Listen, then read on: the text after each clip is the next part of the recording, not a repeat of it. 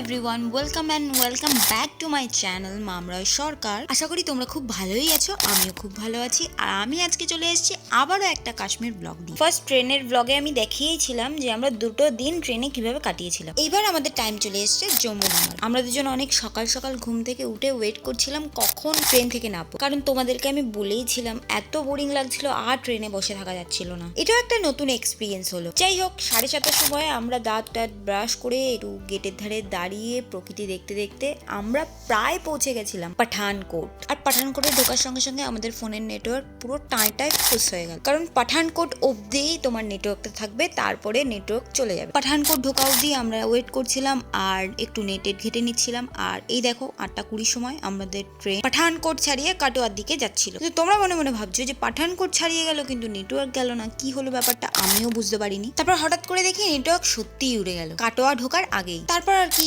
Boringness কাটাবো কি করে, এদিকে ফোনে নেটওয়ার্ক নেই আর এদিকে জেলখানায় বন্দি। তাই আমরা সবাই মিলে আড্ডা মারছিলাম আর চা খাচ্ছিলাম। আমি কোনোদিন চা খাই না, তবুও এনাদের রিকোয়েস্টে আমি একটা চা খেয়েই নি। ওই দুটো দিন এনাদের সাথে এত ভালো সম্পর্ক হয়ে গেছিল যে বাদ বাকি পথটুকু এনাদের সাথে গল্প করতে করতেই আমরা পাড়ি দিলাম জম্মুতে। আর জম্মুর এই স্টেশনটা দেখার পরে আমি তো জাস্ট মনে হচ্ছিল যে জেলখানা থেকে কখন বেরোবো। এত শান্তি হচ্ছিল মনের ভিতর যে তোমাদের বলে বোঝানো যাবে না। যারা এই ট্রেনে জার্নি করেছো তারাই একমাত্র এই কষ্টটা বুঝবে। যেহেতু আমি বলেছিলাম যে আমি ট্রাভেলারের সাথে ঘুরতে এসেছি, আর ট্রাভেলার অন্য কেউ না, আমার নিজের মেশো, তাই তাকেই খুঁজতে হন্তদন্ত হয়ে এদিক ওদিক দৌড়চ্ছিলাম। এবার বলি এই ট্রেনের এক্সপিরিয়েন্স আমার কেমন ছিল। আশা করি তোমরা আগের ভিডিওতে থেকে বুঝতেই পেরেছো কেমন এক্সপিরিয়েন্স ছিল। আমি চাইবো নেক্সট টাইম এই ট্রেনে আর না চড়তে, সত্যি বলছি। যদি আমরা ফ্রেন্ড সার্কেল নিয়ে আসতাম বা টিমের সাথে আসতাম, গ্রুপের সাথে আসতাম, তাহলে এতটা হয়তো বোরিং হতাম না যতটা আমরা দুজন এসে হয়েছি। বাট তার মধ্যেও ভালো কিছু আছে, কারণ আমরা ট্রেনে অনেক অনেক মানুষের সাথে পরিচিত হয়েছি যারা খুবই ভালো। তাদের সাথে আমাদের সারাদিন গল্প করেই কেটেছে। আর কতক্ষণই বা গল্প করা যায়, একটা ট্রেনে তো খারাপ ভালো সবকিছু মিলিয়ে মিশিয়ে থাকে। সেহেতু আমরা দুজনে এই ট্রেনটির নাম্বার দিতে চাইছি 10-এর মধ্যে 5। তারপর মেশোর সাথে আমাদের দেখা হয়ে যাওয়ার পর আমরা চলে গেলাম স্টেশনের বাইরে ট্যাক্সি স্ট্যান্ড। ট্রেন থেকে নামার পর প্রচুর খিদে পাচ্ছিল। হ্যাঁ, আমরা ট্রেনে ব্রেকফাস্ট করেছিলাম, কলা, পাউরুটি, ডিম সেদ্ধ। তারপরেও অনেকক্ষণ হয়ে যাবার পরে আমার খুবই খিদে পাচ্ছিল, তাই আমরা ব্যাগটাকে এক সাইডে রেখে আমরা চলে গেলাম একটু নিম্বু পানি খেতে। জম্মুতে এত মারাত্মক গরম ছিল আমাদের ওয়েস্ট বেঙ্গলকেও হার মানাবে, যেখানে আমাদের বাংলায় প্রচুর বৃষ্টি হচ্ছিল, যেহেতু ওটা বর্ষাকাল ছিল। আর এখানে তো কোনো বর্ষার নামই নেই, তাই সুন্দর করে সোডা দিয়ে একটা নিম্বু পানি খেয়ে নিলাম আমি একা। আমাদের এখানে নিম্বু পানি 10 টাকা 20 টাকাতে হয়ে যায়, আর এখানে নিম্বু পানি 40 টাকা 50 টাকা থেকে শুরু। এখানে দেখো আপেল সুন্দর করে সাজানো ছিল। শশা দেখে আমার খুবই খেতে ইচ্ছে করছিল, কারণ এত ডিহাইড্রেট হয়ে গেছিলাম বলার মতো। আর গরম লাগলে ঠান্ডা কিছু খেলে না আলাদাই একটা শান্তি লাগে। তারপর চটপট নিম্বু পানিটা খেয়ে আমরা চলে গেলাম আমাদের ব্যাগের কাছে, কারণ ট্যাক্সিতে উঠতে হবে আর আমাদের যেতে হবে হোটেলে। আর হোটেলে না যাওয়া অবধি না আমি স্নান না করে শান্তি পাচ্ছি। যেহেতু একটা দিন স্নান করিনি, ট্রেনে ওইভাবেই ছিলাম, আমার গায়ের মধ্যে আলাদাই একটা অস্বস্তি হচ্ছে। যেহেতু মেশো একজন ট্রাভেলার আর মেশোর সাথে 25 জন গেছিল আমরা ধরে। এই যে পিছনের ভাইটাকে দেখতে পাচ্ছ, ও আমার মেশোর সাথে ঘুরতে গেছিল। যেহেতু সেই সিজনটা ছিল অমরনাথ সিজন, সেহেতু আমাদের অনেক প্রবলেমে পড়তে হয়েছিল। কি প্রবলেমে পড়তে হয়েছিল সেটা জানতে হলে আমাদের পুরো এপিসোডটাই তোমাদেরকে দেখতে হবে। আর আমি জানি আমি একটু লেট করে ফেলছি ভিডিও দিতে, এমনকি অনেক শর্টসও দেওয়া হচ্ছে না। আমার এত শরীর খারাপ, আমি অনেক কষ্ট করে এই ভিডিওগুলো এডিট করছি। তোমরা প্লিজ একটা করে কমেন্ট করে দিও। তারপর আমরা চলে গেলাম সোজা আমাদের ট্যাক্সির মধ্যে ব্যাগগুলোকে তোলার জন্য। তারপর ব্যাগগুলোকে ছাদের মাথায় তুলে আমরা ভেতরে ঢুকে গেলাম। আমাদের সাথে বসেছিল কিছু সিনিয়র সিটিজেন।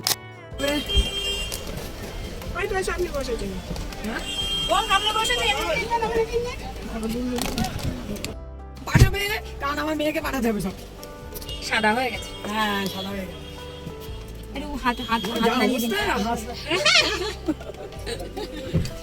এনারা ছিলেন HMD স্কুলের প্রাক্তন টিচার। সুবর্ণ ওদের সাথেই বসে গেছিল আর আমি সামনের সিটেই বসেছিলাম। জম্মুতে অত গরম হলে কি হবে, প্রকৃতিটা অসাধারণ ছিল।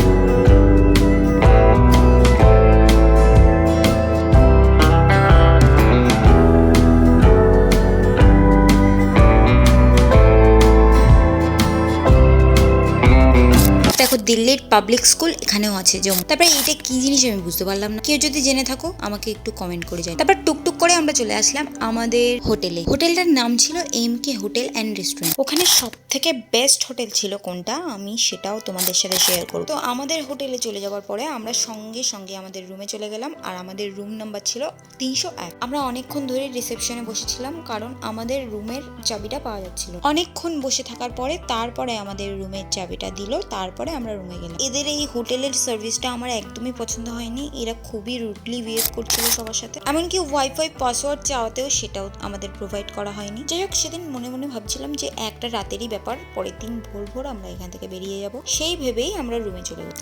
দেখো এখানকার সব থেকে বড় হোটেল অ্যান্ড রেস্টুরেন্ট, ওই যে দেখতে পাচ্ছ দূরে ওই যে রেস্টুরেন্টটা, ওটা আমি তোমাদেরকে কাছ থেকে দেখাবো। আমি তারপর ঝটপট করে রুমে গিয়ে আগে ফ্রেশ হয়ে নিলাম। স্নান করার পরে যে কি শান্তি এসেছিল সে তোমাদেরকে বলে বোঝানো যাবে না। এটা ছিল আমাদের রুম, আর বাথরুমটা অবশ্যই দেখাবো। তার আগে দেখো এখানে এসিটা একটু প্রবলেম করছিল, তাই ওরা ঠিকঠাক করে দিয়ে গেল। তাও 4 বার ডাকার পর আমি ফার্স্টেও বললাম, এখনো বলছি, এদের সার্ভিস আমার একদমই ভালো লাগেনি, একদমই পছন্দ হয়নি। আর হোটেলটা যদি বলতে চাও মোটামুটি ভালো, বাট খুব একটা ভালো। আমার কাছে বাথরুম ভালো তো হোটেলও ভালো। বাথরুম যেখানে ক্লিন না, বাথরুম যেখানে পরিষ্কার পরিচ্ছন্ন না, সেখানে আমার কাছে সেই হোটেলটাও ভালো না। তো সেই হিসাবে বাথরুমটা যথেষ্ট চকচকে তকতকে ছিল, পরিষ্কার পরিচ্ছন্ন। বাথরুমে ওই গিজারটাকে দেখে আমার গায়ের মধ্যে জ্বালা করে উঠলো, কারণ এত গরম ছিল বলার মতো। তারপরে মাথায় আসলো ওটা তো ঠান্ডা জায়গা, ঠান্ডার সময় ওখানে খুবই ঠান্ডা পড়ে, তাই গিজারটা লাগা। তারপর আমি ঝটপট করে স্নান করে ফ্রেশ হয়ে নিয়েছিলাম। তারপর চলে গেলাম একটু হোটেলটা ঘুরে দেখতে। হোটেলের ছাদে মেসে যেহেতু রাঁধুনি নিয়ে যায়, যে কোনো হোটেলে একটা রান্নাঘর প্রয়োজন হয়, তাই এই হোটেলের রান্নাঘরটা ছাদে। তো আমরা সোজা ছাদেই চলে গেলাম, আর ছাদে এত টাকফাটা রোদ ছিল যে 2 মিনিটও দাঁড়াতে পারলাম। তারপর কিচেনের দিকে তাকাতেই দেখলাম রান্না চলছিল, আর আমাদের পেটে ইঁদুর দৌড়াদৌড়ি করছিল। তারপর ছাদে 2 মিনিটও না দাঁড়িয়ে নিচে চলে আসলাম। নিচে এসে পুরো হোটেলটা আর হোটেলের আশেপাশের হোটেলগুলো ঘুরে দেখতে লাগলো। চলো তোমাদেরকেও দেখাই। সবার ফার্স্টে হোটেলের ডাইনিং রুমটা তোমাদেরকে দেখাই, চলো।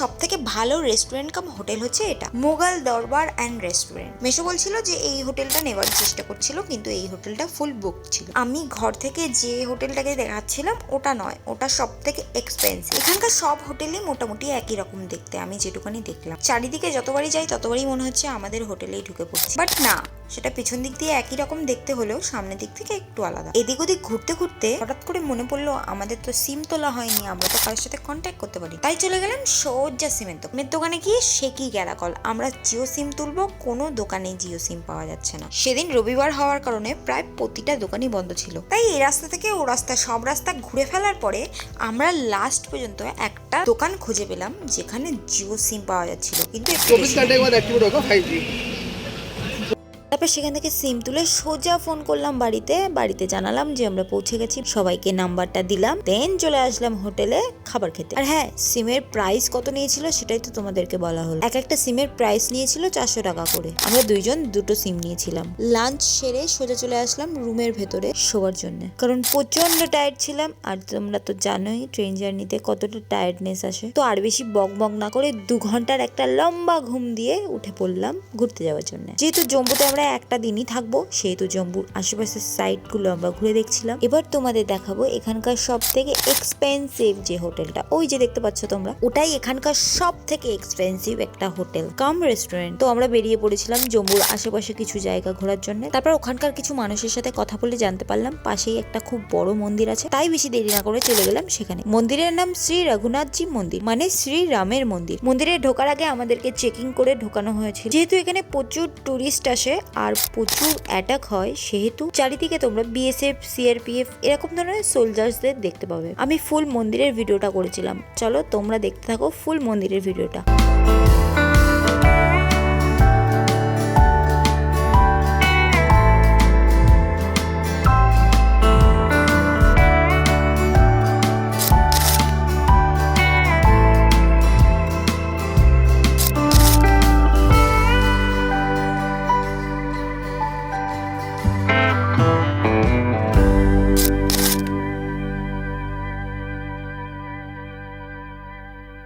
তোমরা দেখেই নিলে এখানে প্রত্যেকজনই আছে, প্রত্যেক দেবদেবী আছে, এমনকি সূর্যদেব। আর সানডেতে তো দেখলাম একটু বেশিই ভিড়। আমরা যখন ঢুকেছিলাম তখন অনেকটাই কম ভিড় ছিল, যেহেতু সন্ধে সন্ধে হচ্ছিল। আর আমরা যখন বেরোচ্ছিলাম তখন সন্ধে হয়ে গেছিল বলে প্রচুর লোকের ভিড় হয়েছিল। আর হ্যাঁ, আর একটা জিনিস বলে রাখা ভালো, আমরা যখন ঢুকছিলাম যেহেতু মন্দিরের ভেতরে কোনো জুতো পরে ঢোকার অনুমতি নেই, সেহেতু আমাদের জুতো এক জায়গায় রাখতে হয়েছিল। আর সেখানে চার্জ পড়েছিল 5 টাকা করে।